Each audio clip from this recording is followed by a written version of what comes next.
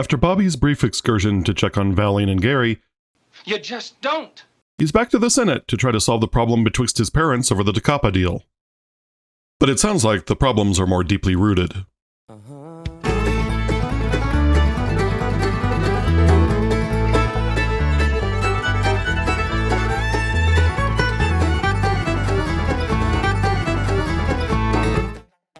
JR and Sue Ellen are back at each other's throats. Sue Ellen has decided to stay in bed all day, which is fine by JR because she's out of his way. He tells John Ross that Sue Ellen might be out of the picture real soon. But I don't think the kid is all that invested in a family drama at this point. Speaking of JR being a catty little biscuit, he lays into the rest of the family, needling Ray about sitting in his chair and being cryptic about Pam getting bad news. Bobby arrives on the scene and confirms that he'll be on the committee to decide Takapa's fate. Ray predicts that there's no way that Bobby goes against their daddy. Just stands to reason. Can't vote against his daddy. No way. Bobby is more conflicted, though, as he tells Pam, I either vote for Mama or Daddy, and either way I lose. Again, they make it all about Bobby's inner turmoil instead of the blatant conflict of interest. The bottom line is, if I can't stand the heat, I don't belong in the kitchen. What? Bobby says he'll vote his conscience, and then they'll leave Dallas if they have to. We even get Bobby's "I'm leaving Dallas, turn and face the camera" pose. So you know he's serious. But now Pam is desperate to stay because her mother has moved there. At the local diner, Mitch complains to his attractive study buddy Gene that he woke up alone because Lucy had to leave for a photo shoot. He also complains that Lucy doesn't work hard enough for her money. See, I was brought up to believe something has meaning only if you work hard for it. Hey, now would be a really good time to talk about false consciousness. False consciousness is the brainchild of economist and philosopher Frederick Engels, but it really gets its modern roots from the literary historian George Lukács. Lukács thought that the poor were often duped into fetishizing hard work and suffering, and this of course benefits the rich because the prouder you are of suffering, the more you're going to make yourself suffer. It's false consciousness because you believe that you're aware of how things work, but in reality you have no clue. Mitch waxing superior about his work ethic is just him reveling in being exploited as a form of moral superiority. The falseness comes in him wanting Lucy to feel misery because he believes, falsely, that there's some sort of inherent virtue in that. Bottom line, Mitch doesn't know what he's talking about. Film at 11. At second breakfast, Jock thinks Bobby's vote is a lock, but Miss Ellie says Bobby is better than that. Ray tries to make peace by telling her that they don't want to ravage the land. They just want to till it up and turn it into a swanky resort, maybe a golf course. What could be crass about that? Ellie tears into him for forsaking the land in favor of the Ewing name. This causes Jock to storm out and threaten to move to Dallas permanently. Rebecca wants to know why Pamela hasn't told Cliff about her.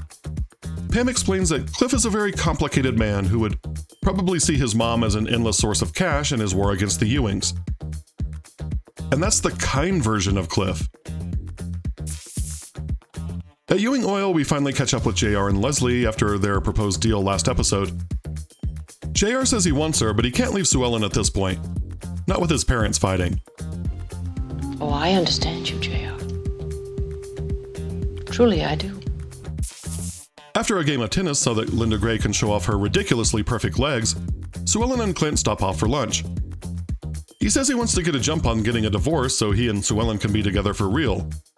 Sue Ellen wants to keep the status quo, interestingly for the same reasons that JR won't leave Sue Ellen. Neither of them want to upset Jock and Miss Ellie. Lucy arrives home late after a 16-hour shooting session, and Mitch is salty because the company she modeled for gave her a necklace to keep.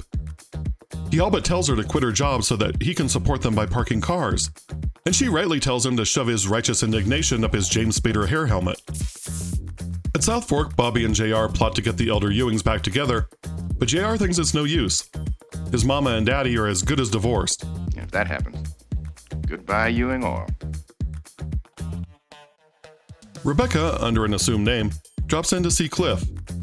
But he tells her he doesn't care if his mother is alive or dead because she was never there for him anyway. He's such a bitter, cynical little man. Speaking of bitter, cynical men, Mitch is still moping about his wife being so beautiful that people will pay her exorbitant amounts of money for her picture. He vents to his beautiful study buddy Gene, but Gene sympathetically tells him that one of them is going to have to change. Donna Krebbs advises Ellie to throw in the towel on Takapa and make the peace. But Ellie says it's not just about Takapa. There are dozens of threads that are coming undone in the tapestry that is their marriage. She warns Donna that Ewing men are blinded by their ambition, and that includes Ray. Cliff decides to drown his sorrows at the local bar where he enjoys the dulcet tones of Afton Cooper.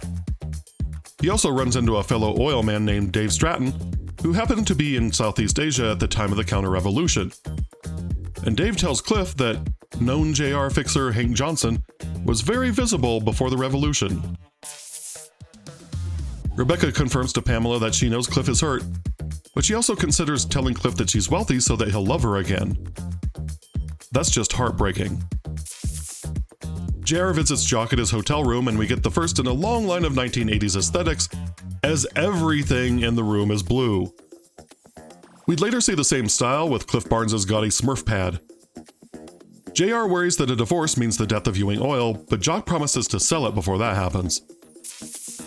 In a scene that probably flies under the radar for most people, we get an amazing 2-minute wordless scene from Barbara Bel Geddes, where the camera lingers on her alone in the dining room, as she essentially acts out a silent conversation with herself. And the amazing thing is, the viewer is with her every step of the way, and knows exactly what conclusion she's reached just from the look on her face. Incredible. With Star Oil's Jeremy Wendell hooks up Dave Stratton and JR, and Dave tells him just how interested Cliff Barnes was in Hank Johnson. JR feigns ignorance about being involved with the Southeast Asian Revolution, but he does want to talk about one jaw-dropping humdinger of a deal. I'm here to sell you Ewing Oil. And we're out. The title The Gathering Storm refers to the first volume of Winston Churchill's book on the Second World War, which details the events prior to the full-on outbreak of the conflict. It's fitting then that this episode details the simmering anger between Jock and Ellie Ewing over the Takapa deal and what Ellie intimates to Donna are previously unmentioned problems. But it doesn't take a rocket surgeon to figure out what those problems are. How much you like this episode depends on how much you like the Takapa arc. But for me, the drama makes me a little uncomfortable. I'm fine with JR and Sue Ellen being at each other's throats, and I've made my peace with Pamby drama. But Jock and Miss Ellie fighting just feels wrong. The rest of this episode is mostly about setting up Chekhov's firing line. Cliff meets his mother, although he doesn't know it. He also discovers something interesting about JR's dealings. Bobby throws all his weight behind trying to find a landowner who owns some Takapa-adjacent space, and Mitch is a person who exists. All of these things are just seeds at this point, but they're about to grow into full-on drama by the end of the season. Well, except for Mitch. He'll still be boring.